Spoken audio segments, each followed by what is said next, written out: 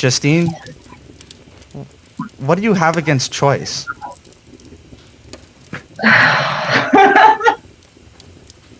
Wait, is it recording yet? Yeah.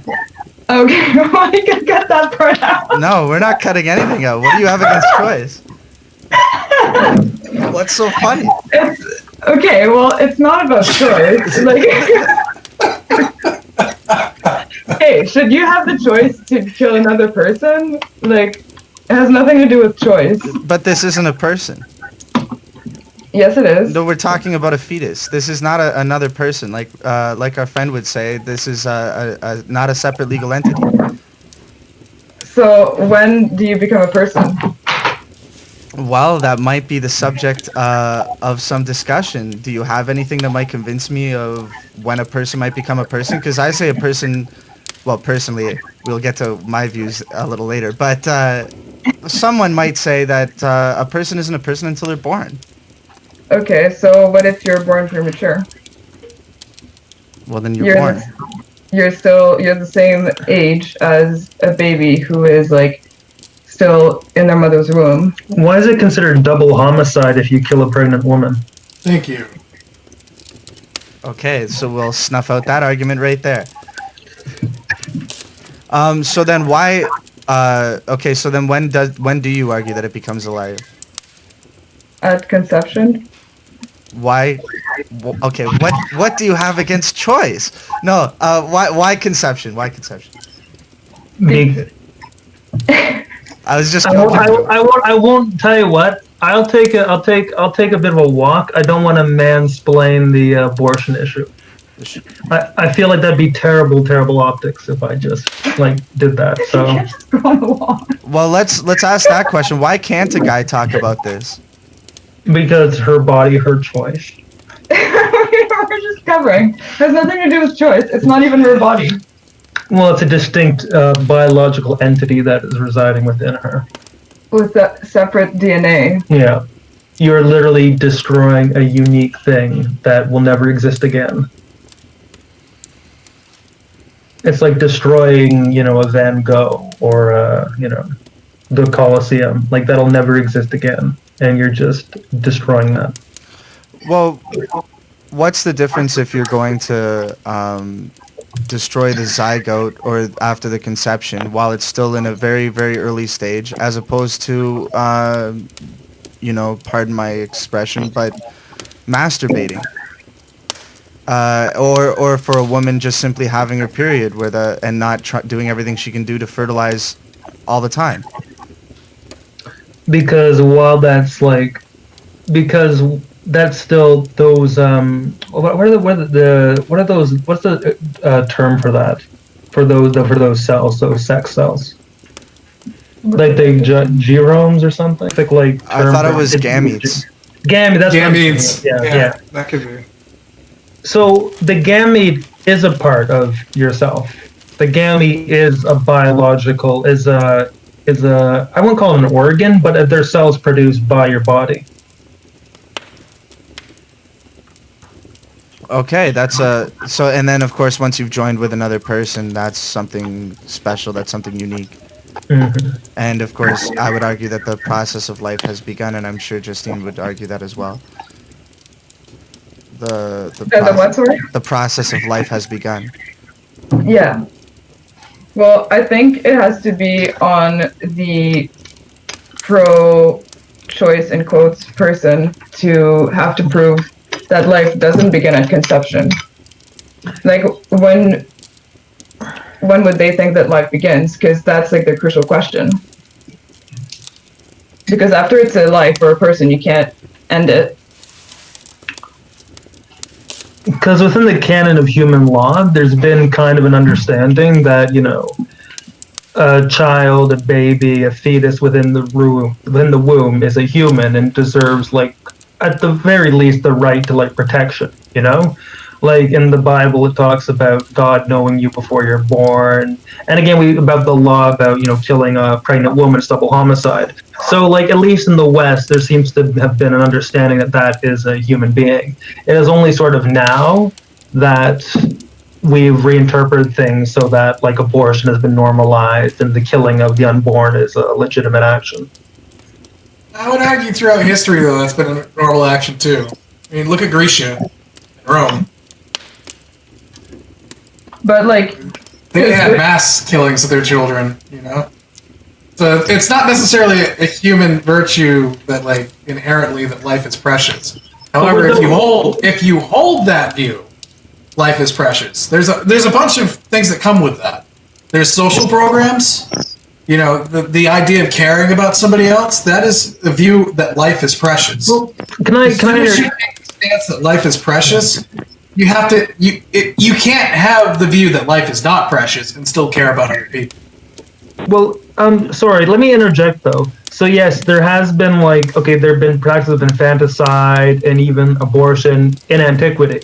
But did they justify that as saying, oh hey, this is just a clump of cells or a fetus or whatever? Like, did they dehumanize it, or were they like, well, no, like we're aware of what we're doing, but we're just going to be honest about it? Yeah, it's better for society. Yeah, so I would say that like their infants that they thought were disabled or whatever, they weren't doing it on the basis that they're not human, that they don't feel pain or whatever. Like again, yeah, like infanticide has been a part of human culture like forever. The Book of Enoch, mentions it. There's forever.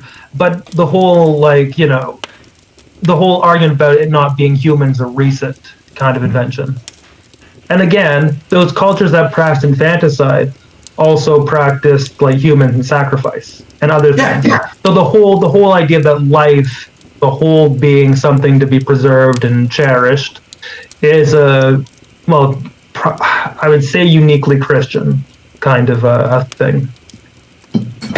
Well, what would you say to an atheist that has that view? Because suddenly that's not Christian because they're an atheist. But you're excluding from your argument. You're excluding the atheist. Well, but what? Because you're saying it's a Christian thing, and it's not a Christian thing. No, you want to preserve life. No. Well, here's the thing. So, what culture has been brought up like in the Western culture that's been largely Christian for the past? It doesn't matter. I mean, because you're still because the atheist is never going to agree with that argument because they're atheists. They don't believe in God. There's no reason why the culture should matter. However, there is there is fertile ground you are completely missing with that argument. Because you're never going to win an atheist with that argument. Because life doesn't matter, because we're born from pond sludge. There is moral reasons why, from even being born from pond sludge, if you believe in that sort of thing, that it is inherently wrong to kill somebody. And that is the belief that life is precious. That is what matters. It's not where the idea came from. It's just if you adhere to that belief at all, you have to value life, period. And if you don't, then you can't value life. So if some lives matter and some lives don't matter, that's when you get into the issue with abortion, why abortion's wrong. But the atheist would say, well, survival of the fittest then. Well, sorry, Ori. It's okay. So if you have like an impoverished family or an impoverished pregnant woman and she chooses to kill her baby, like, okay, you say, well, okay, had she been wealthy, had she been more fit, she could look after that. Okay, but then the argument is, why is the poor family allowed to live? Why are they allowed to live? Yeah, why would you let that poor family live? They're not fit. They should not be producing any children, and they shouldn't be using up resources. They're not fit. You guys are missing it. They would actually argue that it is moral not to have children because the world is overpopulated. That too. Okay, so the atheist would argue that it's moral not to have children in the first place. And so because the world is overpopulated, I don't argue that the world is overpopulated. They also seem to, they do want open borders, and they don't seem to be concerned about overpopulation in the world and having any real plan to do that. Otherwise, you get into like creepy eugenic stuff, and people just don't seem to really think this whole thing through. But they do seem to think that it's moral not to have children. Adopt if you have to have children, and that would be moral. Well, here's the deal.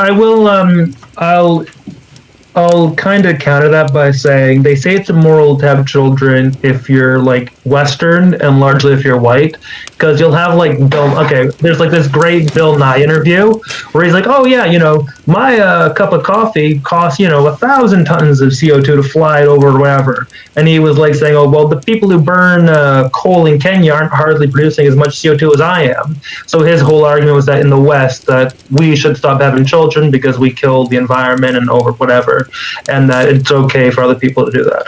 But then again, that would be eugenics again. Maybe not eugenics, but it would be sort of selective, like human-controlled breeding that he's trying to instill.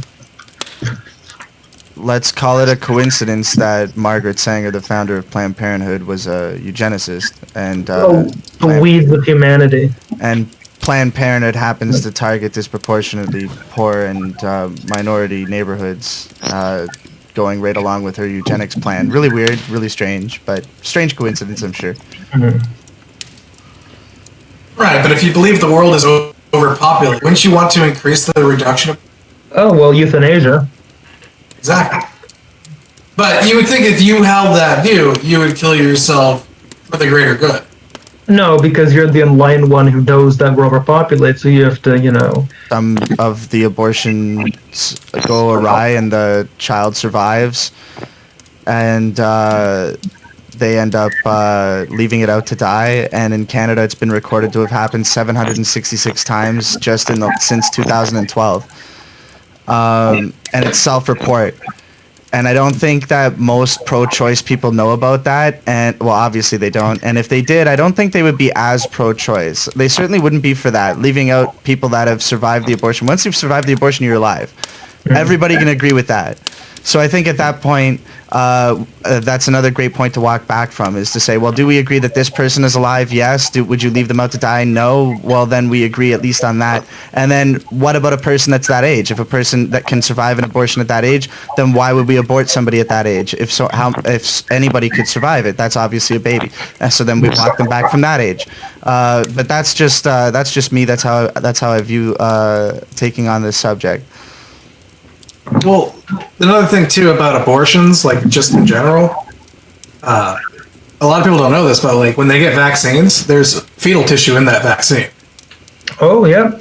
And they also use fetal tissue or products produced by fetal tissue and flavoring and other things. Yes, they do.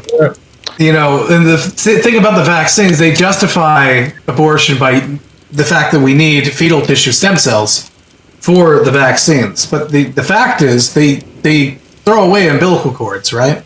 They don't keep those. Umbilical cords, the entire thing is made of stem cells. Yeah, the placenta. My grandfather was a microbiologist, and he had a lab aide working with him. And when she gave birth to one of her children, she had the doctor save the placenta. Just in case, I don't for some medical thing later on down the road, like should the kid need a transplant or something, she had them save it. So, yeah, for blood transfusion. Yeah. But hey, hang on a minute. So what you're saying is that wait, are they embryonic stem cells or adult stem cells? They're embryonic stem cells. So then why the hell would they get rid of them? Because they Planned Parenthood crushes, excuse me for this, crushes the baby's skull and extracts the brain while the heart's still beating, in order to get at those nice juicy stem cells. And if they just throw away all the placenta stem cells, that would make that procedure completely irrelevant and unnecessary, even by pro-choice standards. So Is that what you're saying? Yeah, that's exactly what I'm saying. Why would they do that? Because they're there to kill babies and justify it, second, Bad question. We shouldn't ask that question. Let's not look too deeply into that question. I could definitely go into detail about why they do that. We could do a whole episode, in fact, on why they do that. Yes. We would all have comments on that, but not to do that. There's so many concerning things, because it's not just that. It's also infanticide in general. The attitude about infanticide in Canada, I don't know about what it is in the U.S., but in Canada, the maximum prison sentence is 5 years, and nobody has ever served more than 1 year. And that's true. So all of this is true facts that you can go look up. Links. I'll be providing links in the description. As for everything. Sure what it is in this state. I can find out. Let's see But, there. Right, you're cutting out. okay, well, I can find out, but the fact of the matter is, it's disturbing, and that's yet another fact to hammer in. Yeah. Viability. There's two standards of viability. One is it can survive outside of the womb, right? Yeah. Or another standard for viability would be that it's life, right? And it would be viable. The possibility chance, right? So, if you have those two standards, the first standard negates other cultures. For instance, a child in Africa has a much lower chance of viability than a child in New York at the exact same period of time while in the womb. That means black children in Africa are less valuable and not considered life, while white children in New York are considered life because of technology. There is a standard of difference there. So you're basing value of life on quality of life, or on basically just your chance of survival? Well, technology, because you can take a baby at, I think it's 20 weeks. We've done it with 20-week-old child. It's viable in New York because we have incubation technology to keep it alive outside of the womb. In Asia, I do believe they're getting close to having viability outside of the womb completely because they have artificial wombs they're working on, and it's gonna when this technology is perfected, you could incubate a child without a womb. Wow. If that occurs, does the viability argument go out the window? Well, I think the viability argument will go out the window because, like in Africa, if you break your arm and get infected, you have a good chance. It's like the whole. You're just more likely to die in Africa. Period. Be it a baby or be it an adult human being. You know. Right. So I don't think okay. When you said viability, I thought you meant birth defect or chronic issues or something. No, I mean just like surviving outside the womb, because the definition of when you can abort. Mm-hmm. A lot of people will say, well, the second trimester. Oh yeah, okay. That's fine to abort at that, but third trimester, no. Or now they're saying third trimester is fine. The baby can be born. They're like, yeah, kill it.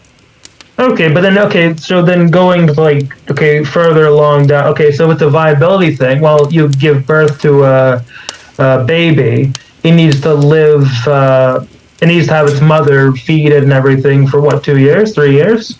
So a baby isn't really viable or self-sufficient until years and years after it's born anyways. Well, and that's the post-birth abortion argument right there. I mean, if that isn't ghoulish, I mean... check out France. Yeah. You get, there's plenty of studies being done now talking about having post-birth abortion and why it's no different from having an abortion. That's right. Which is very... And it isn't. It isn't. To be, in all honesty, there is no difference between the two. They've 360'd themselves into saying, oh yeah, it's okay to kill children. It's okay to kill people. It's really what's done. Well, it's going to lead to, euthanasia also. It's going to lead to killing disabled people. I mean, we are going to go back to the ideals of Greece and Rome. But we're going to dance around the issue enough that we're going to literally say, oh, it's perfectly fine, and that's not murder. We won't do it.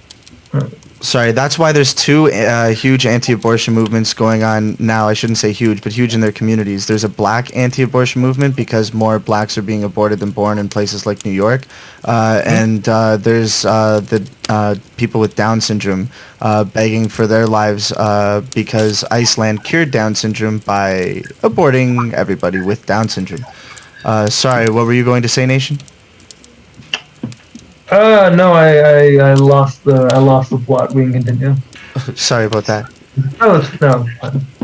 Well, and also as far as Down syndrome goes, the thing about Down syndrome or any of these issues from abortion, right? From the standpoint of abortion, you cannot remove that from a society completely.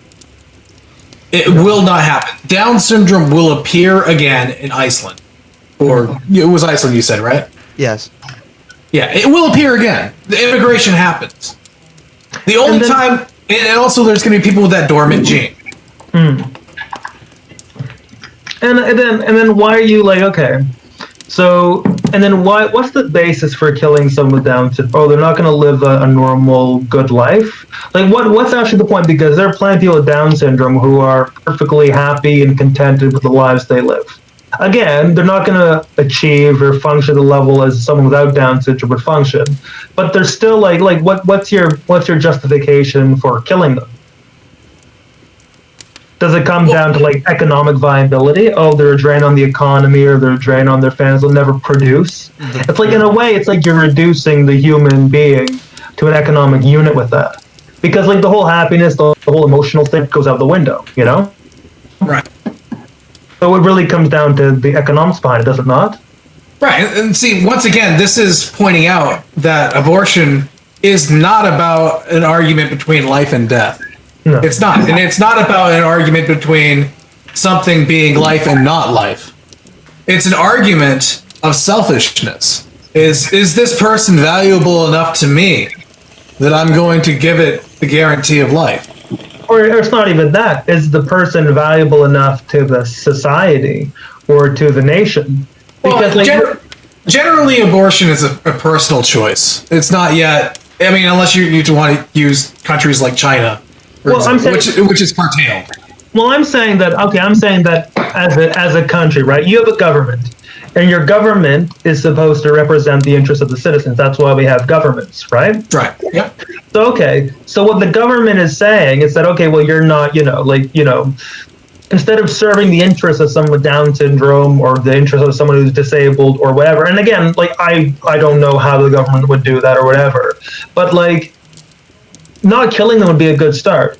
For a government to like serve the interest, like for the government to like serve the interests of its people, it shouldn't promote death.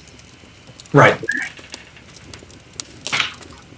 And so that's one argument for viability. It's that right there. The other one is if it's life in general, right? And if it's life, you have a standard of life. And so if life begins at conception, right? Like the cell enters in the womb and it creates a zygote, that is a single cell.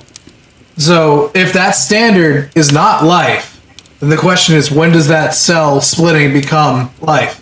And if you would argue that a single cell on Mars or in some other planet is life, or you would argue that a disease is life of some sort, or anything, any single cell, you would have to rewrite the science books to say that a single cell is not life. And then at which point does a collection of cells become life? And if it's, well, you need 2 arms and 2 legs, and that's when it becomes life. Well, what about an amputee? Are they suddenly not life? The argument at what point do you reduce it to being not life? Well, the argument would be that, of course, it's always life, but whether it's human or not. Because otherwise it would be spontaneous generation, and Right, yes. you know that doesn't exist. Well, a lot of people will point to embryos, and they'll say, "Oh, look, there's gill slits." So many people have been shown that, and they say that they're not gill slits. No. That is the beginnings of the jawbone forming, and also the earlobe. Yeah, that is what you're seeing. That has nothing to do with a gill slit. Like embryology was proven incorrect contemporaneously when it was discovered. Like we've known for 200 years that no, like those aren't actually gill slits. No, you don't go through a micro evolution while you're in the womb. So I'm not even arguing that. I'm just saying that in general, that anyone that has ever been a radical tech or anyone that has used an ultrasound, you know what that is. And anyone to suggest otherwise, saying that that's not human. I mean, even at the very beginning, it takes a very short time for that thing to start looking human. I mean, you can see a 3-week-old cell clump and start seeing features of a human in that. You can't argue it's not human. If you have any knowledge whatsoever about the imaging and what it looks like, it's human. There's no argument. Every single cell in that is human. and even if you believe that it wasn't human yet, you still have to believe that it's not yet. And then why would you wouldn't pull the plug on somebody that didn't have any signs of sentience, but you knew was likely to have it in a couple of months? You wouldn't pull the plug on that person. So why would you pull the plug on such a person just because of their age? Sure. And also, if you make the argument that it's not human, then what genetic information is different than a normal human? There has to be a different genetic code. If you're going to use science, because everyone loves to use science now, let's be scientific about it. What genetic difference is there between that cell and a grown human, as far as the genetic coding? Just time. It's not even time. It's the exact same code. Oh yeah, same genetic. Yeah. It's a carbon copy. It's a match. There's no difference. It has the same amount of chromosomes you have normally. I mean, unless you have Down syndrome. It has the same amount of alleles. You know, it has everything that you need. That's a great point. Did you guys know that Roe from Roe versus Wade actually lied about being raped, and this played some part in it passing, and then she spent the rest of her life campaigning against her own actions, and she became pro-life. I'm sure you know that. Yeah, the way that like abortion was legalized in Canada and in the States was really sketchy, and like it looks planned. I mean, not to sound like a conspiracy theorist. But like, so for Canada, okay, abortion was illegal, right? And then the Henry Morgan Taylor, he's the guy who he had an abortion clinic, and it was illegal, so he got arrested, and he went to court, and then he got released because I don't know, he just did. And then they were like, don't do any more abortions. And he was like, oh, okay. And then he went and continued doing abortions. So then he got arrested again. And then, and he opened more clinics too. But, so he got arrested again. And then the court was like, oh, well, you were following, like, what the law should have been and not what it was. So it's okay, we're going to change the law because of you now. And he didn't get, like, arrested, like, charged or anything. And then they changed the law and legalized abortion. Yeah, so he was, according to the law, he was guilty and should have faced punishment. But because they legalized after the fact, they retroactively pardoned him.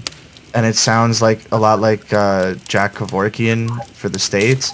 No. It was a criminal offense to have an abortion, or like, to do an abortion. But they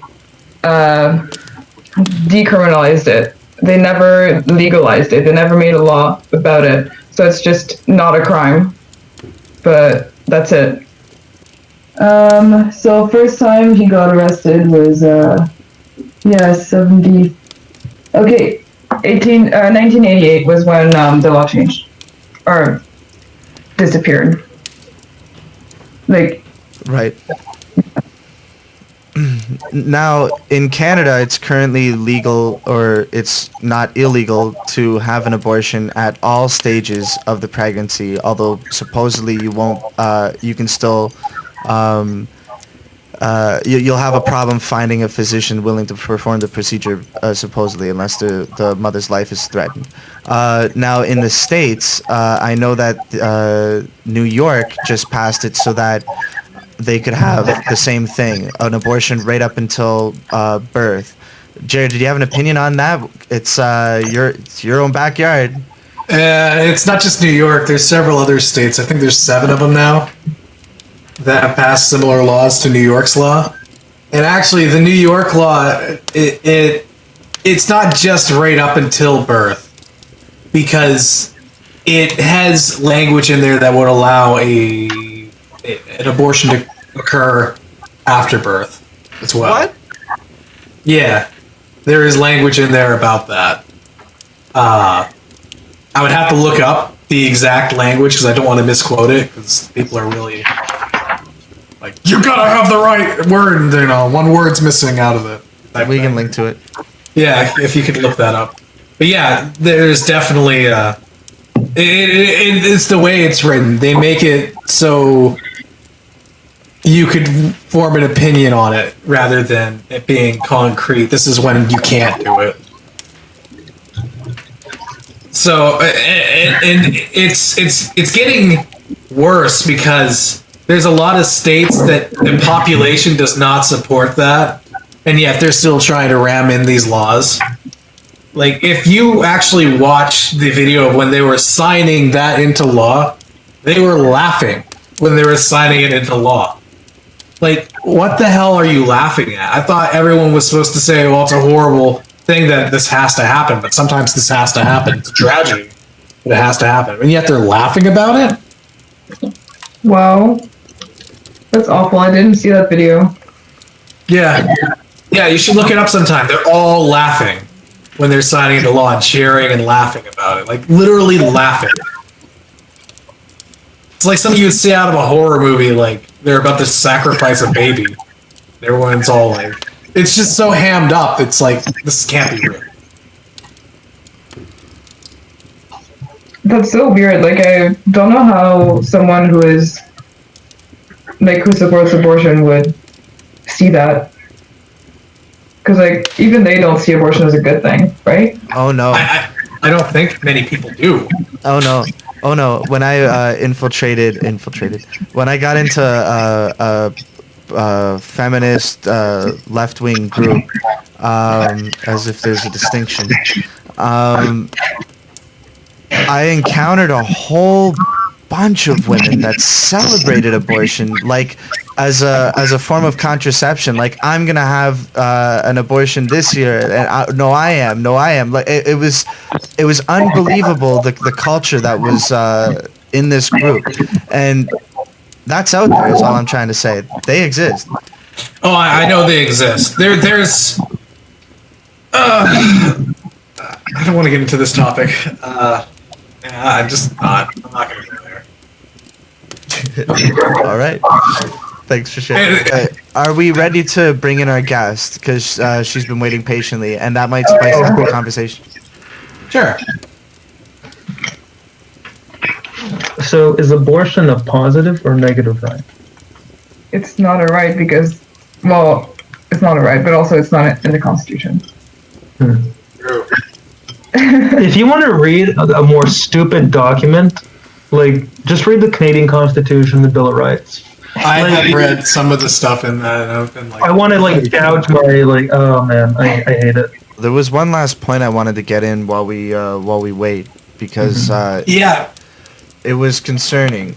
That was the suicide rates are extraordinarily higher for women that go through with the abortion than women that have the child. I believe it's estimated between 3 to 6 times. The link I'll put in the description shows that it's 3 times higher. So just from a concern for your friend, if your friend was going to have a child and considering to have an abortion, it would be logical to be more concerned you'd be more concerned about their mental health if they were going to have the abortion than you would if they were to have the child, if they were being very concerned about whether should I keep the child, should I not keep the child. It seems like you would be doing them a favor to counsel them to keep the child for their own mental health. It also increases the risks of cervical cancer as well. I didn't know that. Yeah. And you know why? You know why it brings depression, Ori? Because you just killed someone, namely your own child. Well, no, because well, yes, but because you're basically going through what would happen if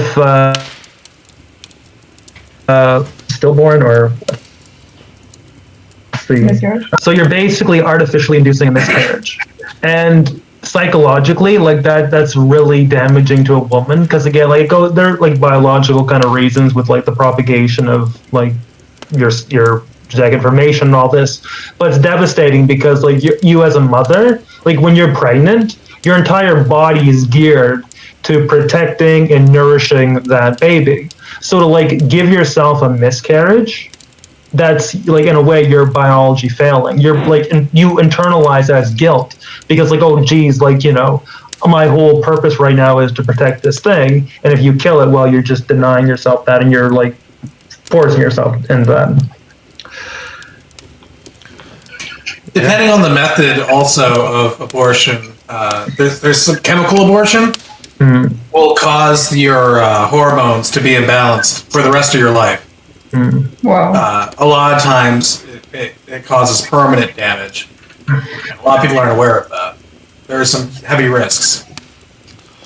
And I know, like, even for like the pill, for instance, women who are on that type of birth control, and which is still, it's still technically an abortion, isn't it? Because it does, I think, kill the fetus, doesn't it? It keeps it from Implantation. implantation. Yeah.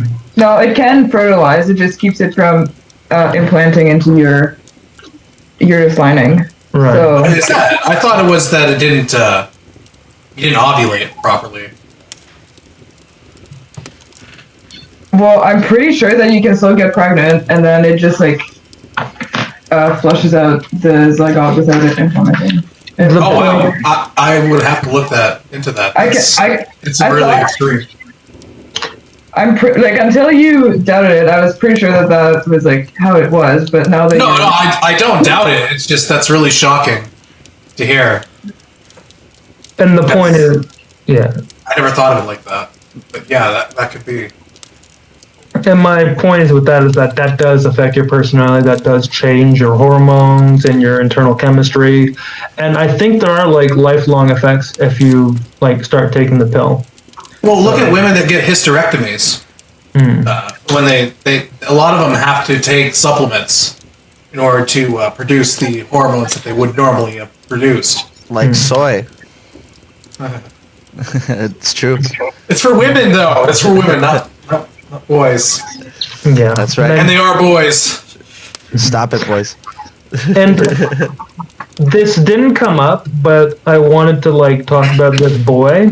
So like they talk about, okay, should you abort a baby if you know it's gonna have like a terrible, like not just like Down syndrome or whatever, but like a terrible like condition, like, you know, terrible quality of life. So recently there was a story about this little boy who had like only 2% of his brain or something ridiculous, like, Holy you know, crap. yeah, and his parents decided to keep him, and they're raising him, and I think now he's developed 80% of it. So he can like talk, he can do stuff. He's like very like, and you see if you just Google like kid born with 2% of his brain, and you can see video. Noah Wall, born without a brain, learns to count and surf. Like it's really amazing what this like guy can do. And he had you know, all the doctors were like, oh, you should abort him. He's gonna have no life, you know, yada yada. And you'll see him interviewed on TV, like talking, laughing. It's like ridiculous. You see like a picture. Okay. I'll send it in the Facebook page. We can like look at this kid, and it's really amazing. Yeah, that is. What about in cases of the danger to the mother? What type of danger? Like, Because that's a very let's say expansive. your life is in danger. Like it might rip her womb or something like that. Or killer, I guess. Kill. Yeah. I have mixed views on that. That's the one case where I would. no, okay. Can I just say, doctors will say that when that's not true. That's why I said that's a pretty big topic. Yeah, like sometimes they'll be like, oh yeah, you'll probably die if you go through with this. And then turns out the mother is completely fine and so is the baby. So The other thing is, of course, when a child is dying or a mother is dying and you can save one, would you save the life of the mother or the child? I think most people would choose the child in the first place. Yeah. Because if both have an unlikely chance of survival, then you go with the kid. Yeah, makes sense. Well, and here's the thing too. Actually, bring up the Down syndrome thing. I have a personal experience with this one. Not me personally, but my brother. When he was having, I think it was my nephew. the doctors brought up to him after doing an ultrasound that his head was slightly larger. And so they said, oh, he's showing the signs of having Down syndrome. And they didn't have any, we don't have Down syndrome in this family at all. So it was highly unlikely. But they were pressuring them to abort. And he doesn't have Down syndrome. And he was just, the way the ultrasound was taken, it looked that way. And they were pressuring, but they could have aborted a perfectly fine child. Not to mention, they could have aborted a child my parents that had a real problem. Like, Down syndrome children are fine. Of course.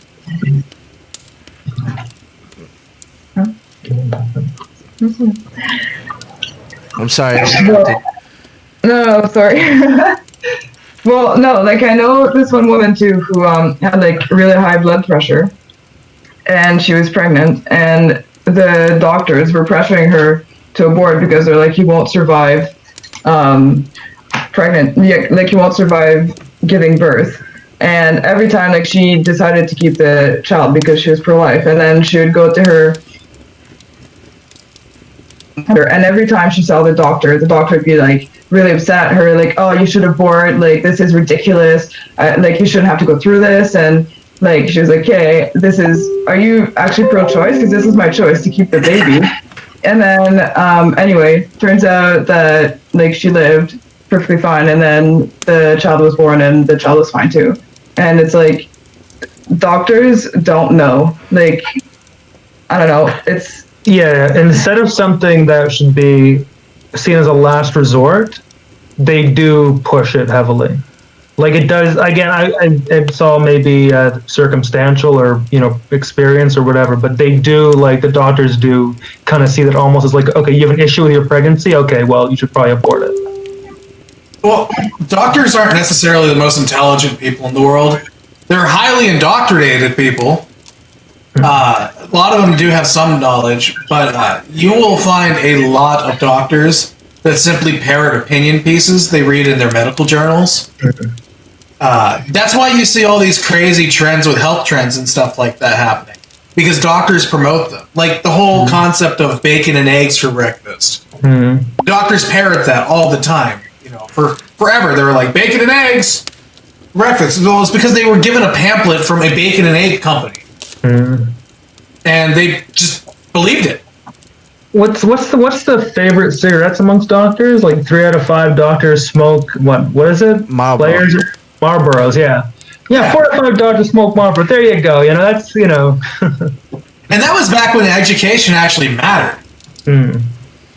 Nowadays, I don't know. But I've met some doctors that real. Sorry. We have our guest going to be joining us in a moment. Just wanted to give you a heads up. Also, we had a message. We had a message from somebody that wanted to ask a question that wanted to appear on the show but couldn't make it. And her question, Sarah from Canada, was it wasn't even a question. She just wanted us to make a few points, and I promised that I would. So is that okay with everyone? Sure. Yeah. Okay. Sarah from Canada just wanted to say, while we wait for Wendy to come on. After 4 weeks in utero, the baby begins to form a spinal cord to the brain, and the organs begin to develop. At 6 weeks, you can hear the development of the heartbeat. At 11 weeks, the baby starts to develop fingernails before the hair starts to grow. By 6 months, the womb baby. By 6 months in the womb, the baby has fully developed fingerprints. Babies can cry in the womb as early as 28 weeks. Babies can dream and experience REM sleep as early as 23 weeks in the womb. Babies can taste and smell food in the mom's womb that passes through the placenta. That's true. They taste on the. Not only do they can taste and smell the food that passes through the placenta, I actually argue that they eat the amniotic fluid in the amniotic sac, and they develop a sense of taste preference based on that. But anyway, she's joining right now, and I just wanted to say thank you to Sarah for giving us that comment. Yeah, those are really good points, Sarah. Yeah, that's really intense. They can actually occur earlier than that too. Some of those things. It Like just the goes to show fingerprints? you. Yeah, like the fingerprints, the heartbeat can be 10 weeks sometimes. That's really weird. They can taste in the womb. I'm kind of like caught up on that. Like, I'll be glad I don't remember that. like, geez, like, it's like, well, I'm glad you said through the placenta, because if they could like taste what was going on in the womb itself, that'd probably be like awful. No, that's what I'm arguing Yeah, for. They're yeah. tasting the amniotic fluid. Right. Oh wait, they actually taste the antibiotic. Yeah. Yeah. And Oh. it tastes like, it should taste like what the mom eats, sort of. So that develops that develops your kind of preference for taste early on. Another thing that happens is if your mom, we learned about it in developmental psychology. Moms would read Dr. Seuss' Cat in the Hat to babies in the womb, and the babies after they were born showed a preference for Cat in the Hat afterwards. Isn't that amazing? Once they were born, they showed a preference for the book because they were read it in the womb, and things like music, types of music and whatnot. A baby will show a preference for the type that it heard when the mom was in, or when the baby was inside the mother. Yep. They can also pick up language differences too.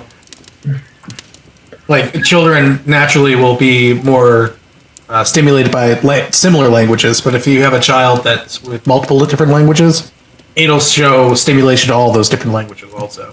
Absolutely. I didn't know that. It's intense. So that's been another big point for being my conversion to becoming pro-life, and actually Justine was the biggest role in that. And it was just getting me to stop and think about what I didn't know. And one thing was just when you consider the development of the fetus and then the procedures. Well, there's no other word for it. The procedures that are used to kill them. It's absolutely gruesome, terrifying deaths that are just the ones driving a spike up through the baby's head after you've delivered it part of the way. That's partial birth abortion, and that's what New York just passed. Like really disgusting stuff. Just to add, do you know how chemical abortion works? When they take the pills? No, I don't. That's like what, the morning after pill, or the full on chemical abortion, like 1 month. The full on chemical abortion. No, I don't know. Okay, so what it does is it raises the pH level of the amniotic fluid, and it literally burns the child alive like it's being digested. Wow. See, I don't look these up because it's just like traumatizing. It is. I also liked early on they clip off the arms and the legs and pull like vacuum it out. That's I think the first trimester or the second trimester, I'm not sure, but we'll have to pull up a link to that one. You don't want to look these up, they're so horrible, but that's why so many people are in favor. You have to ignore the devices used, and you have to deny the fact that it's life.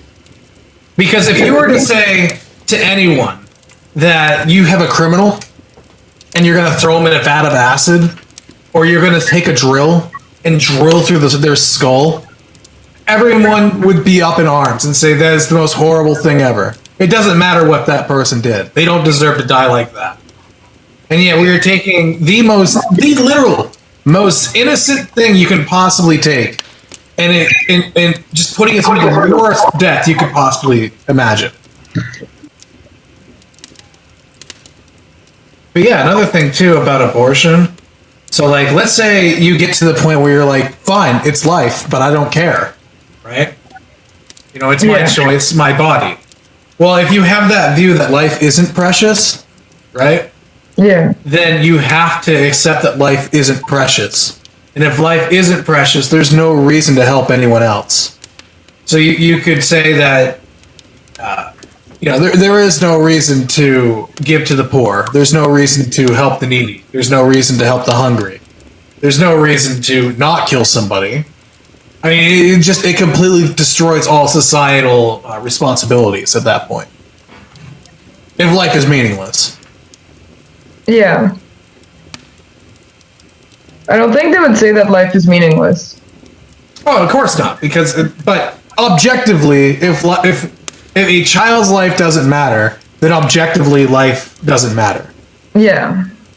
Because unless you want to be subjective about it and say that child doesn't matter, in which case you're a bigot. So take your poison. And especially if you consider the political climate in America, when you look at how many abortions are happening to minorities, everyone should be out in an outroar about that. Even if you are like, well, you're anyone. I mean, you should be outraged about that. And the very fact that it's the racist whites who are the majority of pro-lifers, or like that's what they like to paint it as. Oh, you're pro-life, you're KKK. Well, wouldn't the KKK be like, yeah, all the blacks are getting aborted, yeah! It just doesn't make sense to me. Like how you can have that argument that it's like the racist white people that are anti-abortion. Yeah. And like I don't understand how, well, maybe in America it is, but in Canada, like people say like, oh, it's reproductive rights, but it's not a right. It's not written anywhere in the Constitution at all. It's just like decriminalized. Like, is there an actual law in the States for it? Oh yeah, there's laws that allow you to have an abortion. Is it like, it's just on the state level though, right? No, there's Roe v. Wade, which is... which is the federal one, okay. Yeah, the federal one. There is no right to an abortion. There's no... matter of fact, there's no right to your body. Like the people saying, my body, my rules, you have no right in the United States to your body. Like, there's no express right to it. Because like even like killing yourself is a crime, right? Yes, suicide is a crime in the United States. Yeah, so... makes no sense. I don't know how you prosecute somebody for killing themselves, but apparently there are states that do that. Well, and you can be drafted too. So that's like the epitome of your life not belonging to you or your body not belonging to you. Yeah. Yes. But that's true. Yeah. Well, that is true. Yeah, that's why I'm not arguing with that. I would argue that the draft is part of the social contract of being a citizen of a country, but yeah, I think that if you want to like have a democracy, then you have to base the franchise around service in the military. But we don't have a democracy. Well, we shouldn't have a democracy. Well, the United States is a republic. Right. If you have to have some form of democratic voting thing, then either base it on property ownership or the draft or both. So, like, back in medieval times, sorry, it's a tangent. Oh, that's fine. We're kind of waiting right now. Yeah, I'm still waiting for... Okay, well, back in the days, the people who would, like, fight in wars and stuff would be the property owners and landowners, because if their land was, like, if their country was taken over, they would lose everything. They would lose their property. They'd lose everything. So those are the people who took up arms and fought against invaders or fought in conflicts and whatever else. Wasn't it compulsory though to be in the militia if you're you're able-bodied in like medieval Europe? Are we talking like it was associated with land ownership? So if you were if you were a feudal lord, you would serve in the military. And right, but wouldn't you also have vassals, which would be people that work for your land? Well, you couldn't take many of your serfs, because if you did that, you would starve, right? That's true. That is true. So unless you had all your like wars in the winters or something, and then like feeding them, like no, it wouldn't make sense. Like wars were costly and however, so it was usually the elite who would go off and fight. So today we live in a society where all the poor people fight on behalf of the well-to-do. So in medieval times, it was the well-to-do fighting for their own interests, and those who didn't really have much of a say politically or whatever else, they were sort of left at home to, Here's an interesting fact about medieval Europe. There is less murders in medieval Europe than there is in Chicago per year. Yeah. Isn't that freaking insane? Yeah, well, in medieval times, you had more days off too. The average serf had more days off than the average worker today does. Because back then, the church was like, "Hey, yo, you can't work these people to death. You know, there's saint days and holy days and these things where you can't work." So, right. Okay, we have Wendy. Hello, Wendy. Hi. Hello. Hey, Wendy. hey, Hi. I'm here. So, Wendy, my very first question to you, if you're ready. Yes. Why aren't you for choice? Why can you not be for choice? Don't you want people to choose? Isn't choice a good thing? I value the sanctity of life.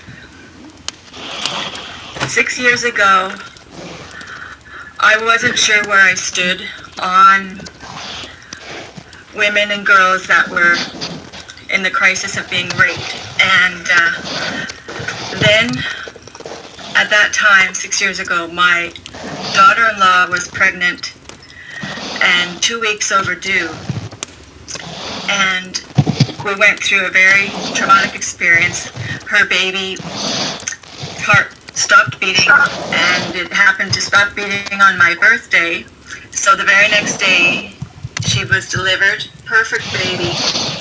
Beautiful. And so I held her for an hour, and that has left a very impactful. I had to do something in her honor, and so then I became very outspoken with all my friends on Facebook that all lives mattered, including a baby. That was where my journey really started becoming active. Yeah, now I know that abortion is wrong for every step of the way, even for those that have been through that kind of trauma, because it's not the baby's fault. And it's more trauma on top of what she's already been through. I know my friends are tired of me about it, but I had the good fortune of some of them now becoming more of a voice. So that makes me very happy. Covered, like, the lies and the deception in Planned Parenthood is just unbelievable. What kind of lies and deception, what kind of lies and deception? Well, I've watched, and it's good for women. It's not. I'm friends with several survivors of abortion. I've become obsessed with watching what really goes behind the front doors of an abortion clinic, and I've watched a partial birth abortion of a full-term baby that looked like he or she was like 10 pounds, and a spinal cord snipped, and I just,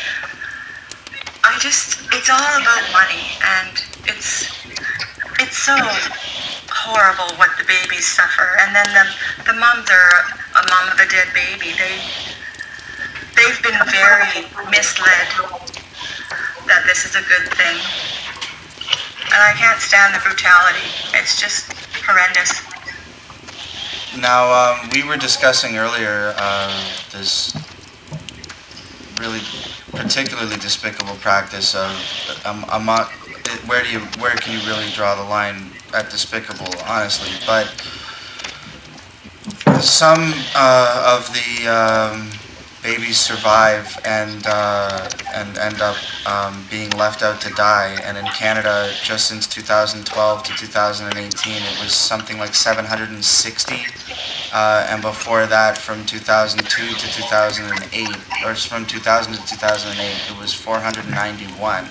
And these are babies that have survived the procedure. They're certainly, by any stretch of the imagination, nobody could argue that these aren't babies, even by pro-choice standards, and yet somehow this is still allowed to go on. And it seems to be the lowest common denominator in everything seems to just be ignorance. Yeah, it's a big cover-up. The fact that Trudeau is now, the fact that Trudeau has now made it so that you can't even protest in and around the areas where you might be able to make a person aware of. We talk about informed consent all the time, but we seem to shy away from informed consent in this one area, and then to repel people from being able to participate in that and try and educate people before they make a grave error, to me is hideous. But anyway, sorry, please continue.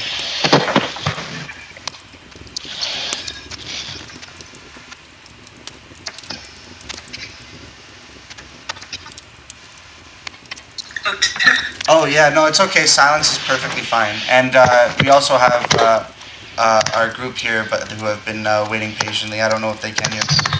Can you guys hear us? Yeah, I can hear you just fine. Oh, sorry, we just lost her. Just a second. Sure. Okay, I don't know how well this was working. This is working fine. We can hear her just fine. Okay. Or at least I can. Yeah. Yeah, and I say you're recording, Ori, on your end? Yeah. Like the quality isn't the best, but we can make it out. So when you edit it, I'm sure it'll like be a lot clearer. Yep. Sorry, we just lost you for a second there. Yeah, I don't know what happened. It was cutting out and then it disappeared. Facebook gremlins. Yeah, Facebook all the way. That's just loves religion. Anyway, please go ahead. There's so much that you seem to know already about Planned Parenthood specifically. Did you see the video where they were? Well, it was a particularly gruesome video, hidden camera, done by Project Veritas, where they go in and the lady was talking about how. Oh God, I don't even want to say it. Merchandising. No, the cutting up the spines of the baby and getting up to the skull and crushing the skull to extract the brain while the heart was still beating to get at the stem cells. And then she said that she was involved in the Yes, I procedure. I saw that. I just don't understand how this sort of thing is bounces off of people, and it doesn't seem to convince them or even sway them at all. They all just seem to say I'm pro-choice over and over again when you kind of peg them to a corner. What's been your experience with that? With talking to people who are pro-choice?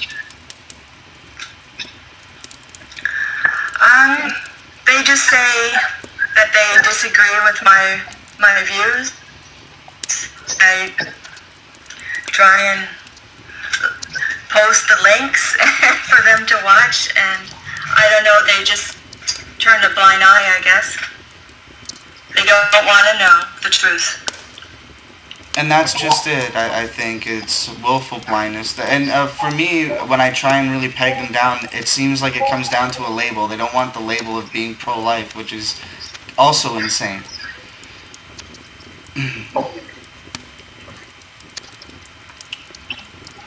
Yeah, they want their freedom.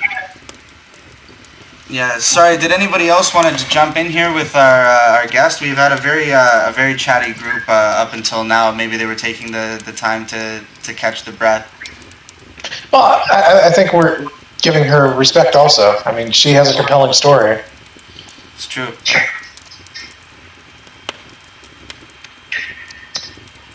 Well, it's kind of intense how pro-life has become such a negative thing. Like, if you say I'm pro-life, it's like, oh my gosh, you're such a bad person. But literally pro-life just means that you support life. Like, how is that a bad thing? Like, it's insane. Yeah.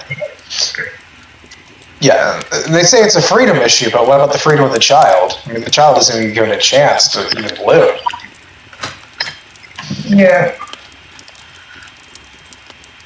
Exactly, they feel the pain. They recoil from the Planned Parenthood, speaking of Planned Parenthood, they also, they sell the remains of the aborted fetuses normally.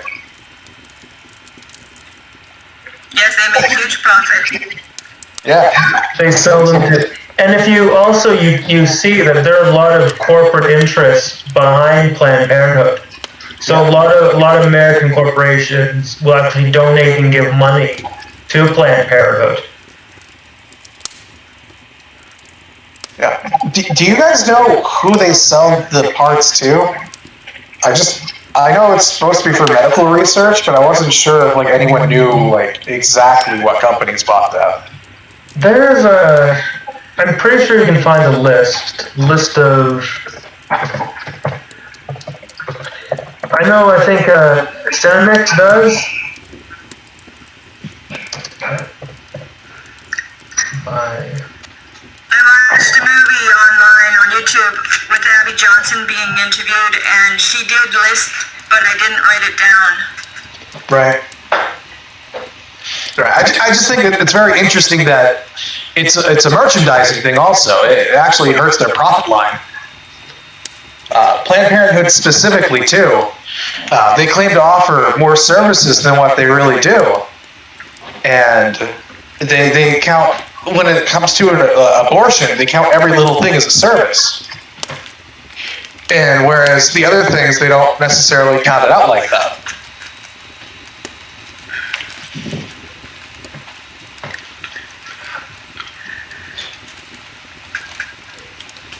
Like, so when it comes to food, so what happens is there's a forget it. I think it's like Cinemix. So Cinemix will buy the I think it's liver tissue from fetuses.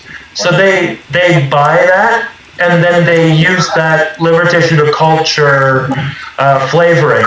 And then from there, like Pepsi, Tostitos, Quaker, they'll all buy that additive, and they'll put that in their food. That's disgusting. So, It's also put into, Go ahead, Wendy, please. go ahead, Wendy. Yeah. sorry, human DNA, the aborted babies are also used in vaccines and the flu Yes. shot. Okay. Yes. Yeah. And cosmetics as well. Yes, we did mention this earlier. We wanted to streamline some of the more gruesome facts to make sure that they were covered, as well as getting in our typical daily antics. Before we're trying out new formats. It's a new show, but we're bringing in as much as we possibly can, and the advertisements have been very promising so far, and I know that this will be a hit. So I'm very happy to have you participating in this. Like you have no idea how elated I am to have somebody just off the internet ready to participate in something that matters. Anyway, sorry. Just get off my soapbox there for a second. But no, we covered some of the more gruesome facts, like the babies being left to die, the procedures.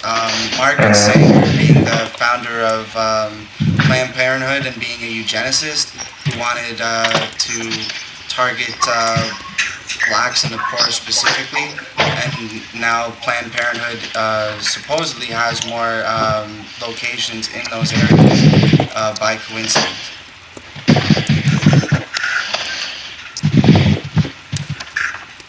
The thing is with abortion, right?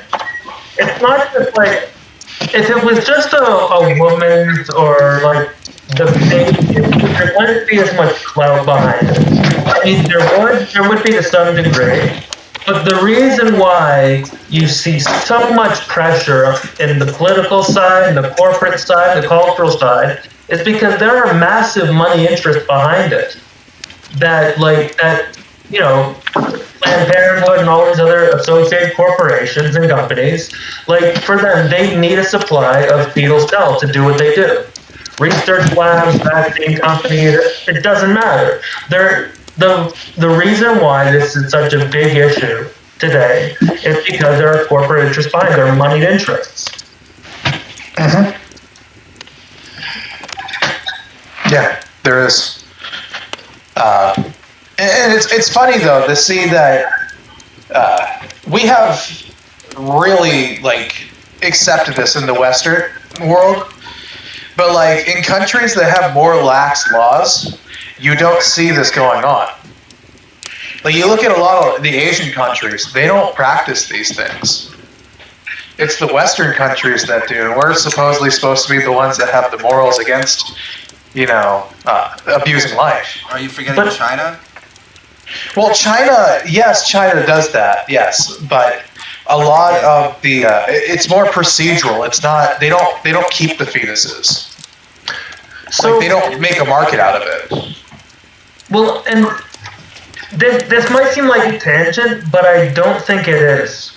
So, like looking at like cell phones and the effect that Wi-Fi has on the human body and especially on children. So, the U.S., because they're more drawn and more kind of controlled by the free market and their capitalistic view of things, they're more willing to just accept what the market produces and then deal with the ramifications of it later. You know? Oh, so lead in the gasoline makes our cars run faster and yada yada yada, or runs better with the engine, so we're going to try this. And then 20 years, I was like, oh geez, the lead in the gas is now causing birth defects and all this. So now we have, Wi-Fi and all these things, and they have, physiological effects. And we're only starting to now see the effects of that. So it comes down to like the corporate, the money, and the interest that way.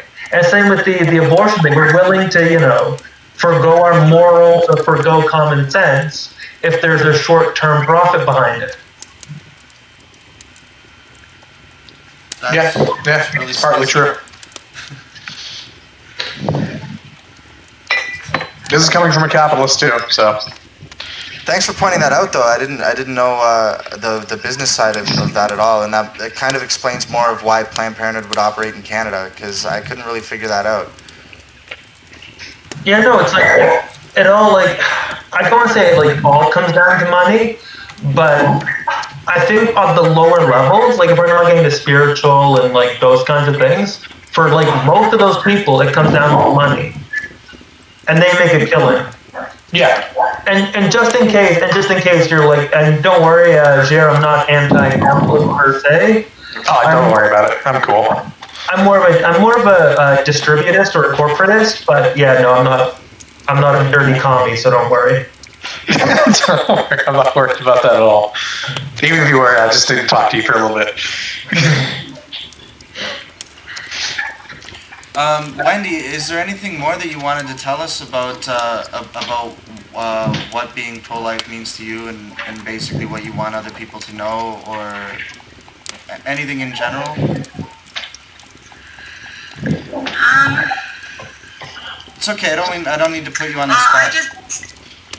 I just value life at every stage it develops, and I want the world to know what goes on behind the Planned Parenthood's doors. And I'm excited about the movie Unplanned opening in theaters March 29th. Yeah. Yeah. On Facebook. Oh, you got a bit of a reaction here. they just went off. I don't know if you could hear that. I'm excited for the movie too. I've never been to an abortion clinic where I outside and prayed. So that's my next step. I'm very excited that abortionists to turn pro-life and leave that killing industry. And she's got 500 workers out of the industry, which is amazing. Who is that? Sorry. Abby Johnson. Abby Johnson. Sorry, the mic just cut out there. You're familiar with her? I am not. Anybody in the group familiar with Abby Johnson? Well, it's the woman that the movie Unplanned is based on. It's based on the real story. Right. Yeah, wasn't she a clinician? Director for 8 years, and she knows the ins and outs of everything. Oh dear. Okay, well So that's what the movie's based on. that'll be good. Did you say she was a Planned Parenthood director, or just a or just a director in general, or No, she's clinic director. clinic director? Okay. She was responsible for over 20,000 abortions. She counseled. She has a master's degree in counseling, and yeah, she was the one that sold them all. Okay, that'll be Sold all interesting. the abortions to the. And she didn't know what was really happening until she was asked. They were short-staffed to assist. Yeah. Yeah, that's a common story, actually. It's normally what they do to get people to join in. They do it by degrees. They claim to be short-staffed when they hire these people that aren't supposed to have anything to do with it. And then they're like, well, okay, I'll help out with this. And then before you know it, they're actually doing abortions alongside the doctors. Well, it's kind of funny that as like a director, she wouldn't have been exposed. She wasn't exposed initially to the process, but then when she saw like that procedure, she became anti-abortion. Because like last year, there was a mail campaign by I think it was the Christian Heritage Party in Canada, and they sent out these flyers with graphic depictions of abortion. And they got sued, and they were like they faced a penalty for that because it was seen as horrific. So in Canada, like if you show what an abortion is, okay, that's gratuitous, that's terrible, you get punished. But abortion itself is a right, something to be defended. Right. This movie has a horror rating, so the parents have to take their kids to it. It's just because of the graphic. The thing too about it, like these people that get pulled into it, these nurses. So like a lot of times these nurses, when they get a job at Planned Parenthood, find out, or not just Planned Parenthood, any abortion clinic, they find out what it is and they want out. Well, the thing is, these organizations, they have connections in all the medical field. So you try to get another job, you've gone to school for 4, 5, 6 years sometimes for your medical degree, and you leave a place like Planned Parenthood, well, all the medical communities have been contacted, and you can't get a job until you come crawling back to Planned Parenthood asking for a job. And so they pretty much blackball people out of their industry.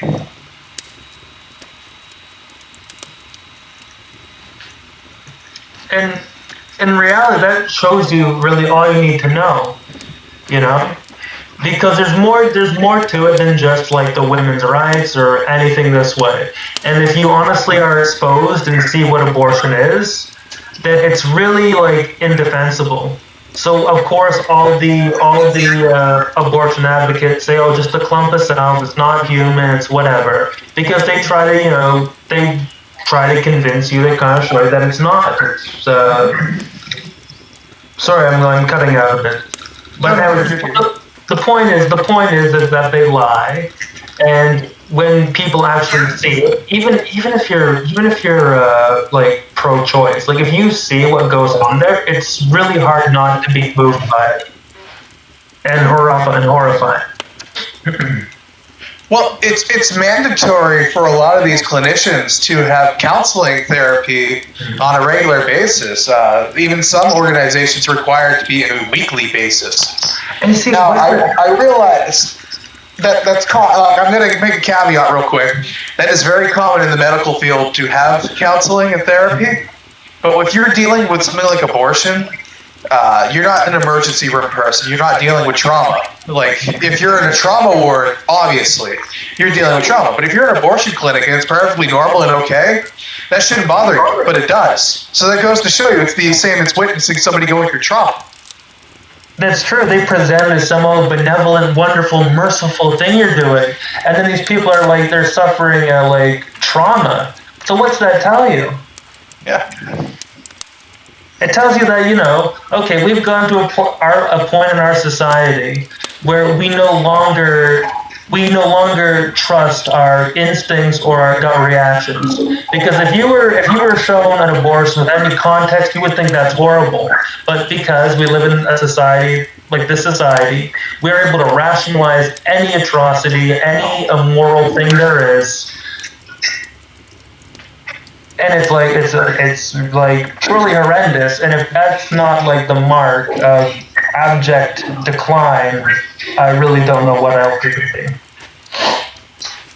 Well, abortion's pretty much witnessing dismemberment on a daily basis, sometimes multiple times a day. I mean, some of these clinics, they have a what is it called? A quota that they need to meet of abortions in order to stay open. And sometimes it's like 20 abortions a day. Like, can you imagine watching 20 babies be pulled apart a day? And we're told that that's good, merciful, there's nothing wrong with that. Yeah. What's that say about the health of our culture, our society, our civilization? Exactly. Wendy, do you have anything to add? No, this is new to me, so I'm just listening. Oh, okay, cool. I just want to make sure you're not being cut out of the conversation.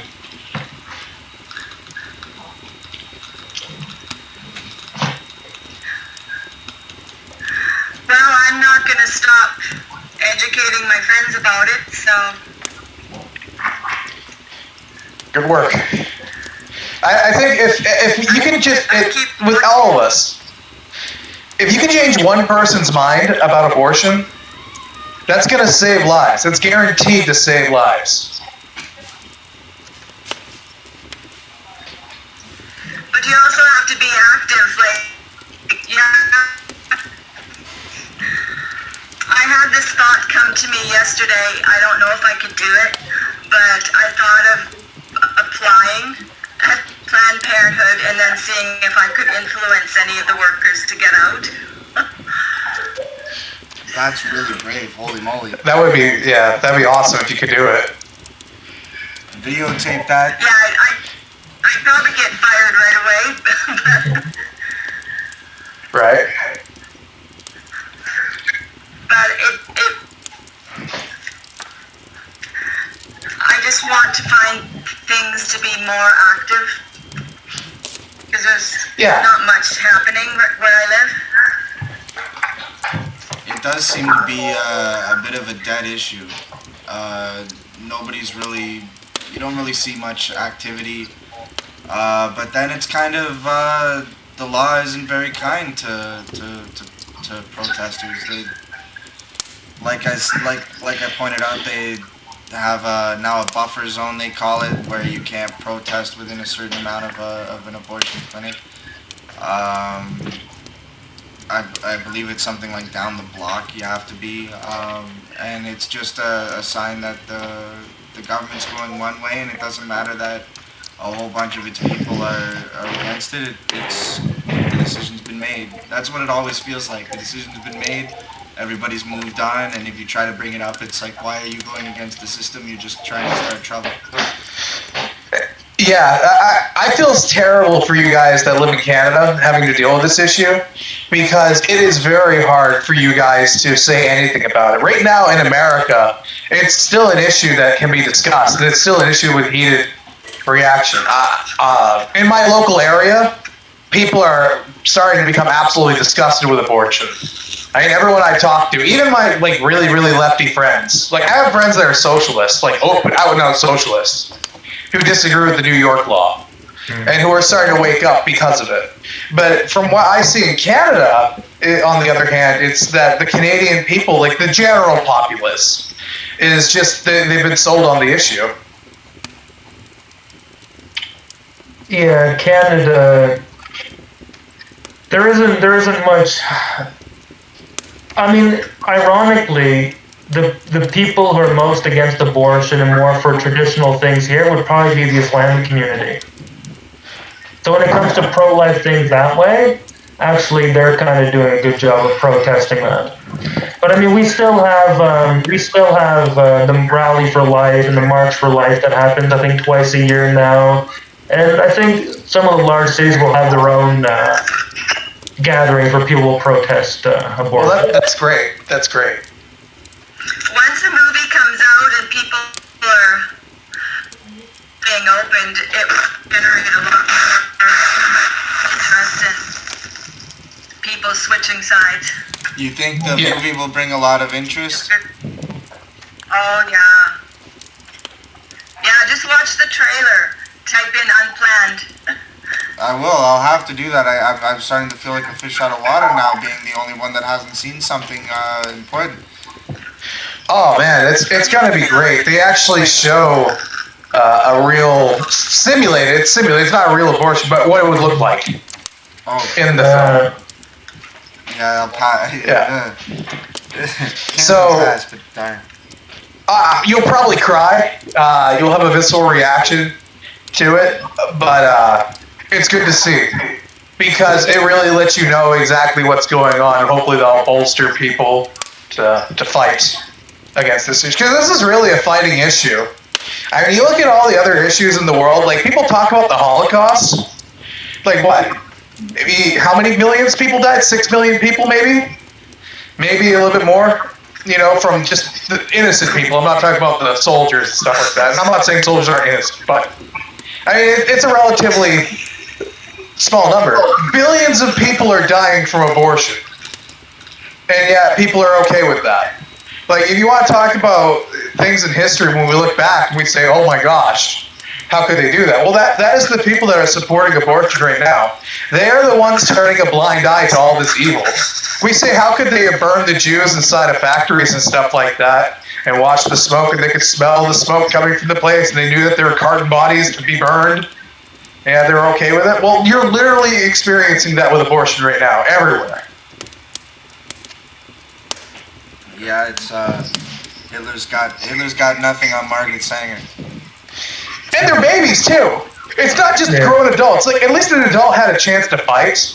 But this is a baby in the womb, the most sacred place, it's supposed to be the most protected place it can possibly be in its entire existence. So, the one Bible verse that I could find that was the most poignant for this occasion was sent in by another listener, and it's Luke 23:29. I don't think it was you, Wendy. I think it was Sarah from Canada. But nonetheless, Luke 23:29. For behold, the days are coming in which they shall say, blessed are the barren, and the wombs that never bear, and the paps which never gave suck. And so obviously there's a time period where people are going to celebrate not having children and not being fruitful and not multiplying, and it'll be virtuous to not have a child. And it seems like, as always, we're in that time period. Anyway, the name of the show is called Godcast. Sorry there, Wendy. So there's a bit of a religious component to it as well. Hold on, I'm totally on board. Oh, okay. So I didn't want to rope you into something that is, wait a minute. Oh, no. Okay. Hey, if somebody that's non-spiritual wants to be on Godcast and discuss, we are welcome to it. If our views are true, then they can stand. Of course. Anywho, thanks so much for this, and we're probably going to wrap up unless there's anything else that you wanted to add. Anyone? No, I think it's done. It was very nice meeting you, Wendy. Oh, thank you. Nice. Likewise. Yeah, nice meeting you. Okay. It's always nice to have another voice on the show. That's right. Yep, we had one just last week in episode 4, and now another one. It's and some people writing in, so it's going good. We're alive and kicking.